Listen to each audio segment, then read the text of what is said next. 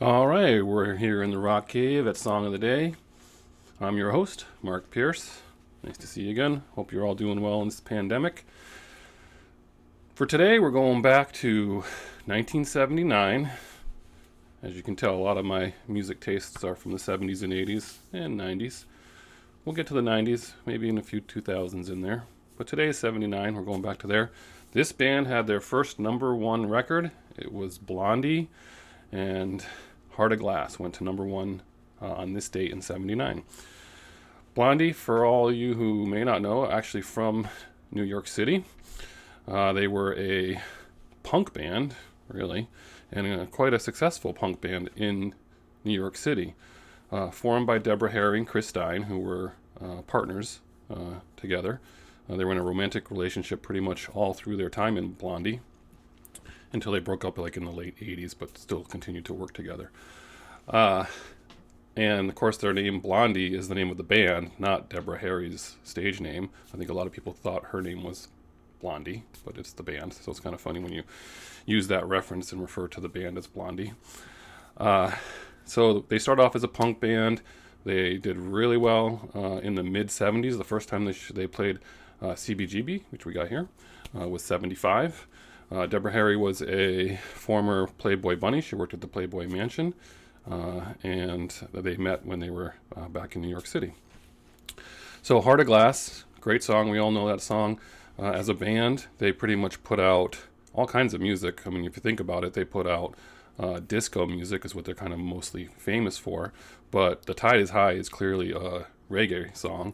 And of course, Rapture is the first song to feature rap prominently on a number one song. It was the first number one song to have a rap in it, and also the first video with rap in it to be played on regular 90-minute intervals on MTV. And you can see Fab Five Freddy in that video if you haven't seen that video. But anyway, back to Heart of Glass. Heart of Glass came out, and the album version at that time was different than the single that was out there. If you recall, in the late 70s, the big thing was to have a 12-inch single to try to play in your disco club.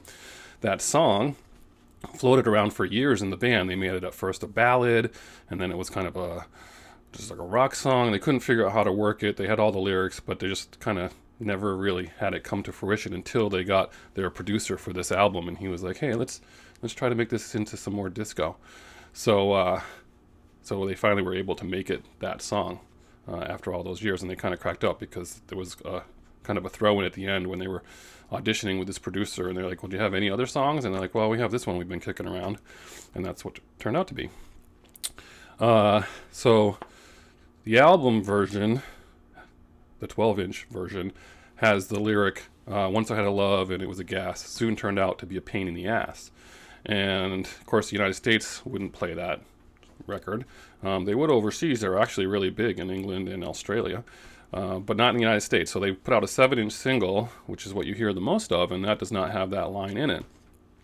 The 12-inch single does have that line, and future pressings of the album that was on, actually the 12-inch version, the 5-minute version, replaced that on the album, so you can hear that now. And again, that went to number one, and of course Blondie after that would have a lot of hits going forward. So that's your song of the day. We're doing the 12-inch single of this song, so you can check it out. And I think I can get the CBGB's version of the first time they played in 75. So if I can find that, I'll post that underneath too. That's your song of the day. Enjoy your Tuesday. We'll see you on the flip side.